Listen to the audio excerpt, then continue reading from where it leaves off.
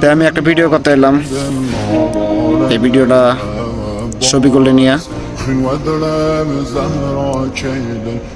শফিকুল একটা জিনিস কি, মানুষের কোনো সময় মানুষ যদি একটু পরিবর্তন দেখে তার নিজের মানুষটা ভুলে যায়। এটা আজকে প্রমাণ পাইলাম। আমি জানতাম যে তুই কোনদিন ভুলবি না আমারে, তো আজকে তুই ভুলে গেলি, তো সমস্যা নাই, তুই ভুলে গেছস, তুই বুঝবি না, তুই ভুলে গেছস, এটা স্বাভাবিক হইব। আর বর্তমান কিছু কারণে ভুলে গেছস। আর আমি চাই না তোর কোনো কথা উঠাইতে, তাও বলতাছি তুই ভাই মানে একটু ফ্রেন্ড ফলোয়ার পায়া তুই মনে করলি আর চিনোসি না আমারে। কোনো একটা জিনিস কি, এক সময় দেখবি আমি তোর কাছে আসলাম অনেক, আজকে তুই আমার চিনোস না। এক সময় তুই আমার লগে থাকবি, কোন সময় রাগ হইলো আর অবা তোরে একবার ধরতে গেছিলাম, তুই আমার কি খাজিটা মারলি, এরপর তুই বোঝা গেছে তুই আমার চিনোস না। আচ্ছা যাই হোক, তোর এই কথাটাই বলতেছি, তোর টিকটকে ফলোয়ার হয়েছে, তোর লাইক বেশি, তুই আবার সেলিব্রিটি হয়ে গেছস, কম বেশি হইলো, এর লেগে তুই অহংকারী করস বেশি। আমি কইতে চাই নাই, তা উচিত এরকম যেন সবাই হোক।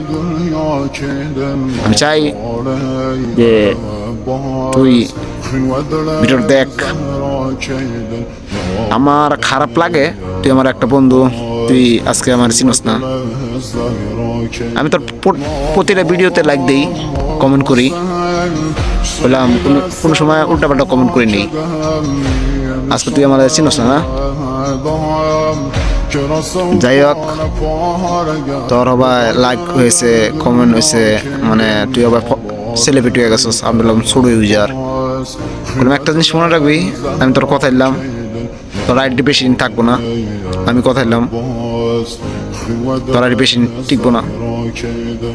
যদি আমার দোয়া থাকে অবশ্যই তোর আইডি যাবো গা, এই সময় দেখবি আমার কথা এক যেমন হয়েছিল, তোর আইডি ঠিকই যাবো গা। আর তুই যেসব ভিডিও বানাস কই না, মানুষ অনেকজনই কয় এনের মানুষ, আমি কইতে চাই না তুই আমার বন্ধু, তো তুই আগে যা, এদিক কই আমার করি, কারণ তোর আইডি বেশি থাকবো না, কই রাখলাম তোরে।